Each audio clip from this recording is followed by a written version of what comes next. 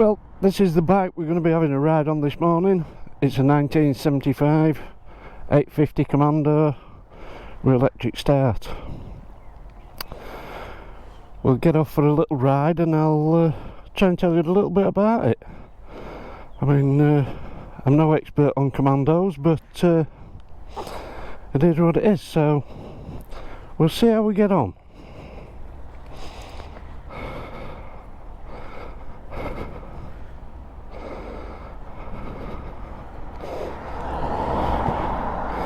It's a little bit busy this morning.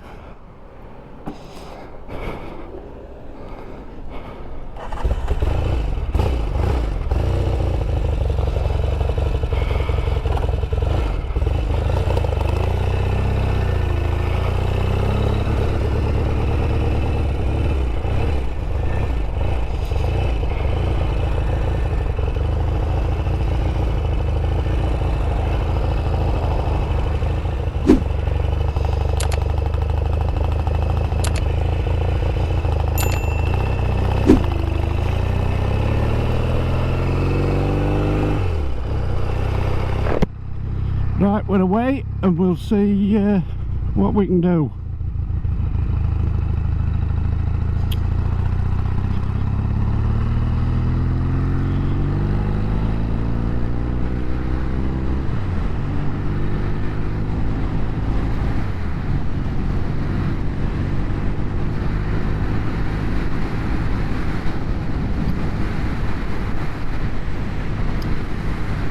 We'll just get round this roundabout and it'll be a little bit quieter then.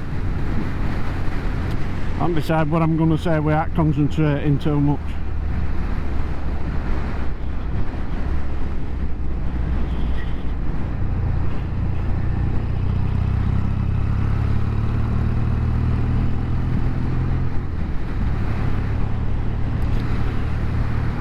Right, it's quite a while since I've done a video. Both me and my wife have retired, so I have to do a bit of what I'm told and what have you and what ain't you. So I've not done any films. I mentioned this in my very last film. It was advertised somewhere down again, Plymouth I think it was. I saw it advertised on eBay.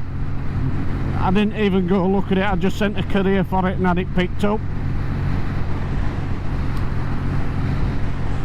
It turned out to be quite good. I'll show you the picture of what it was like when the previous owner got it.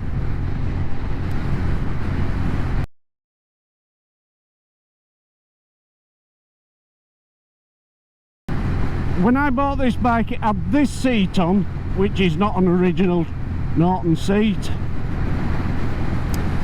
It had the back mud guard chopped off, the chain guard chopped off, and originally it had a 16-inch back wheel with a real big fat tyre, typical of Americans. Don't get me wrong, I'm not cribbing it, that's up to them if that's what they like, but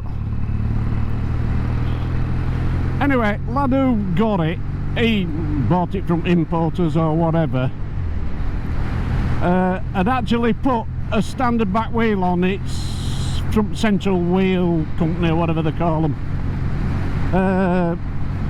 So it had a standard back wheel in.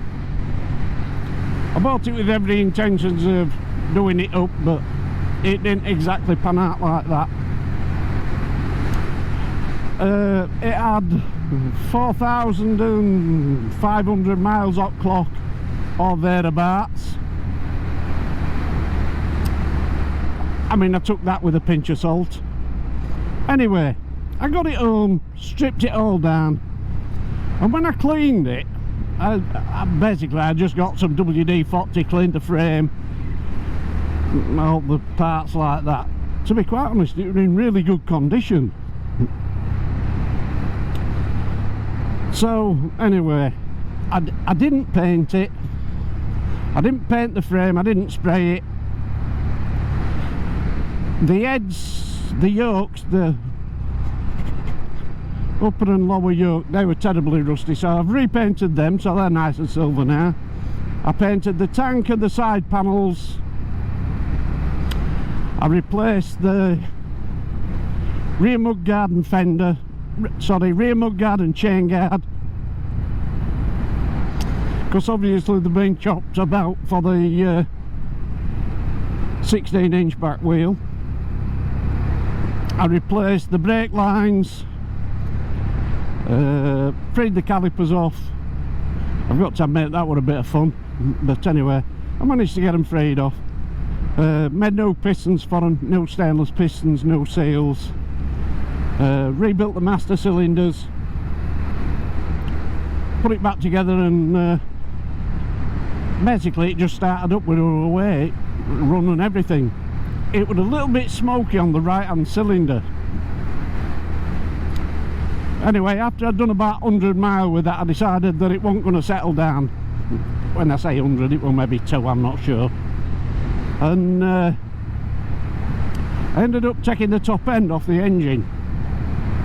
I assumed it'd be smoking through the valve stem seals on the inlet, but it was only smoking up right hand cylinder. Anyway, when I stripped it down, the seals were in place. I thought after all this time they'd have dropped off, you know, gone hard and dropped off, but they won't. Anyway, I replaced them, and while I was in there I thought, oh, I'll just change piston rings. I was that close to it. So I just lifted the barrel off, put a new balls, put a new set of piston rings in it, valve stem seals. But while I was actually in there, she'd still got the owning marks in the cylinder, or some of the owning marks in the cylinder.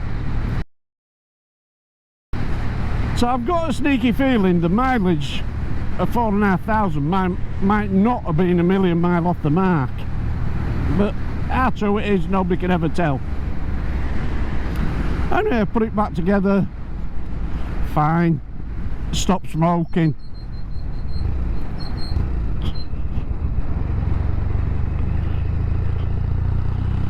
I'm still running it in now. I've only done 250 miles, but it doesn't smoke now. I just nipped the head gaskets down and reset the valve clearances the other week. And it's actually a really nice bike. The reason why I bought it is the red Commando I've got, which you'll have seen in one or two of my other videos, absolutely stonking bike. And I actually think it's more willing than this. It has a bit more oomph with it. But of course, the kickstart in it is trashing my knee and my ankle.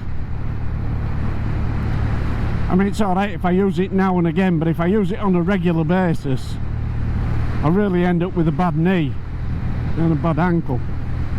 So I thought the electric start would be fantastic for that. Anyway, after a fair bit of reading on the internet, I found out that the electric starts on these are not over good. Anyway, I thought I'd have a go at... I knew it would have Prestolite starter motor, which is what they use at Harley Davidson's. And I'd seen something about you can buy a WAH, I think it is, or WAL. They're from M&P, I think they were 80 quid. So I bought one. I thought, well, I can chuck 80 quid at it for now. And fair enough, it is just like a Norton starter, but it won't fit into the back of the primary chain case, and it's got the wrong gear on it. Anyway, I've still got some of my milling machines and lathes, what I had from before I retired. So I machined a new end cover up for it, put a smaller bearing in it. The reason you do that is so it misses idler gear shaft, something note really. And then I was going to machine a new gear up to make it match the existing starter motor, but I'd already got a second-hand starter motor with half of the innards missing. So I took the gear off that, put it on the end of the starter motor, spragged it on. I mean, don't get me wrong, this ain't my idea. I saw somebody had done this on the internet and I thought it seemed a good idea. So you end up with a 4-brush starter, and I mean, difference is unbelievable. You walk out in the morning, first press that button, you know, it'll spin it over, it lights it up, no problem. And everybody says you've got to have a great big battery on it. Well, to be quite honest, I haven't got a big battery on this. It's not as big as a standard Commando battery, because it's the one I nicked off my Yamaha, so it's 9-year-old, and it starts this fine. When it's cold, it likes a lot of choke because it tends to run a bit on lean side at bottom end, but once you've got a mile or two in on choke, get choke off, it's absolutely fine. I mean, it plugs out a bad colour out like that, so it's fast enough for an old bugger like me, so I'm not really bothered. Once we get up road and I can find a nice place, I'll stop and I'll show you right back. I'll show you what I've done at it and what I haven't done at it.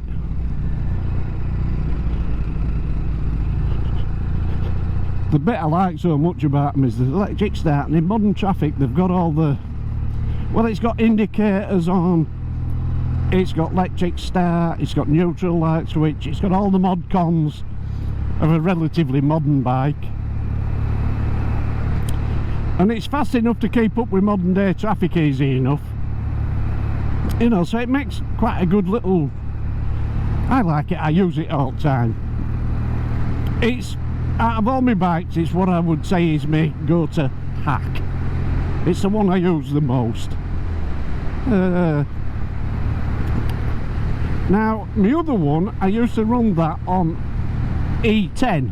Never had a problem with it until I started using it to up with the wife on the back. And it, I don't know if it is hot, but it smells like it's running a little bit hot when it's on E10. If I run it on E5 or super unleaded, I don't get any trouble with it. It doesn't smell hot. So I've started running, if I think wife's going to be going anywhere with me, I tend to put super in them, and if not, I stick ordinary stuff in them. So consequently it ends up with a mix of 50-50 in tank. Seems alright. Can't say I'm having any trouble with it, so like that. I mean, it's still on original points. I didn't even change points in it, it's still got original points in it. I bought some spare points for it. Still got original coil, it's still got original headlight, what come to me. I've changed absolutely nothing on it. Well, I don't like spending money. We'll have a little stop here and I'll let you have a look round it, see what you think.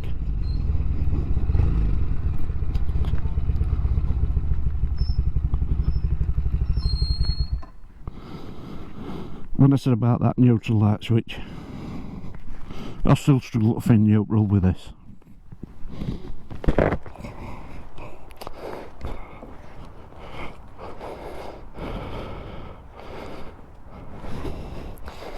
Right, here we go, that's front end of it. It had a big crease across here. You can actually see it if you get it in the right light. I beat it out and I've got it straightened up, I'm more than happy with it. Stanchions had to change it because it got some big rust holes in here. So they are new stanchions. It got some stanchions what were, I don't know, I think they were 3 inch longer than standard ones. Still original front Dunlop rims, original spokes. I had to paint these were red rust. As you can see, the frames, well, I don't know if you can see, but it's not been painted. I don't know, that's it. That's the starter motor we're telling you. The only difference what I can see is the end cover. If you're looking at them, there's no difference. Still original airbox, still got original carbs, coils, plug leads. I painted tank, painted side panels. I have painted tanks before, but normally, you know, straight coloured ones. I don't. If it's normally got a pattern on, I get somebody to do it. But I thought, bugger it, I'll paint it myself. Not perfect, but it's good enough for me. I don't know if you'll be able to see it, but I got it a bit wet when I put the lacquer on and the transfers bubbled a little underneath. But anyway, it's not too bad. Not bad for an amateur anyway. This master of the cylinder was an absolute pig. It did come with the original exhaust pipes and some horrible silencers, but I didn't want balanced pipes, so I put these unbalanced pipes on, and of course it's probably more expensive to have them plated than buy new ones. I painted the barrel. And I don't know if you can see, I painted it before I took it off, because I mashed the crankcases off and the head and painted it in situ. That was before I took the head and barrel off. Back wheel is a CWC, not best of chrome, but lad had built it with stainless spokes. This had been chopped off it had been chopped off at front and rolled forward for some strange reason. The rack is a classics bike rack I bought. Now I know it's a Mark 3 with a Mark 2 seat on, but I don't like the Mark 3 rack mounting here. I prefer it mounted on shocker top, so that's why that is. Indicators are all proper Lucas ones, original ones, they're not new ones, they're not patterns. Chrome's all pretty good on it. It even had proper clip with it, and the lad who bought it, he'd bought loads of nuts and bolts and that sort of stuff, so he spent a few £100. The clocks I never even painted. All this is original. It's missing rubber off there, but I'm not bothered. I hadn't even bought any cables for it. It had a real big set of like cow-horn handlebars on them. As I said, I put no pipes on, so that's the cable. I just cut it down. I didn't buy a new one. Throttle cable I shortened. I mean, she's still got all stickers on under the seat, as you can see. One thing I did find out about this bike, it must be a very early electric start one. All the wiring diagrams I found didn't show that it should have fuses in the headlamp, and this bike's got 3 fuses in the headlamp. Anyway, I did manage to come across a wiring diagram for it, and the very early Commandos had 3 fuses in headlamp. Don't quote me on any of this, that's only what I believe. So that's where we ended up with it, and to be quite honest, I'm more than happy with it. It's not bad, it's a nice bike. I've been riding it now for, well, obviously not throughout winter.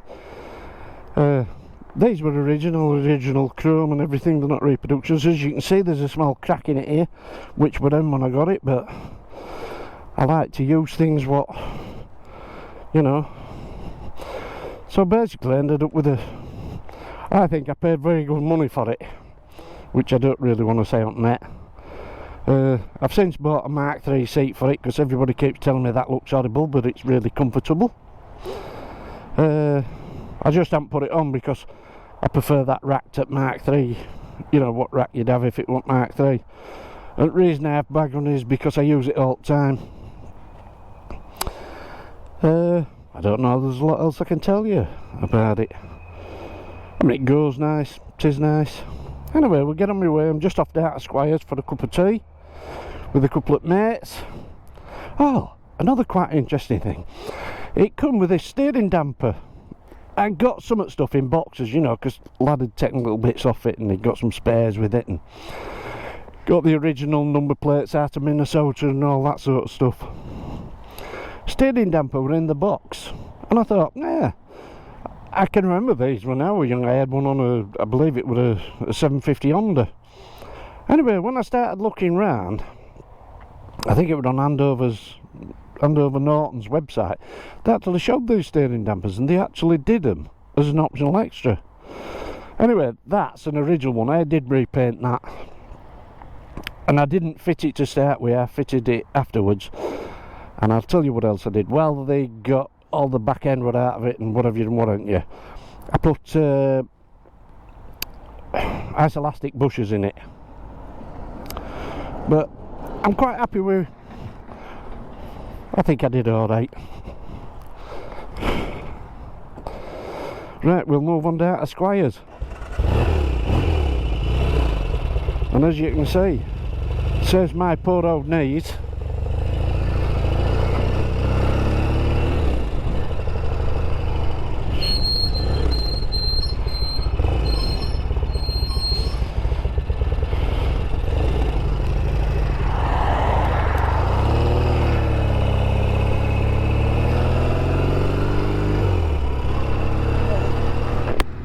I'll do another little video on me G12 when I've got 5 minutes.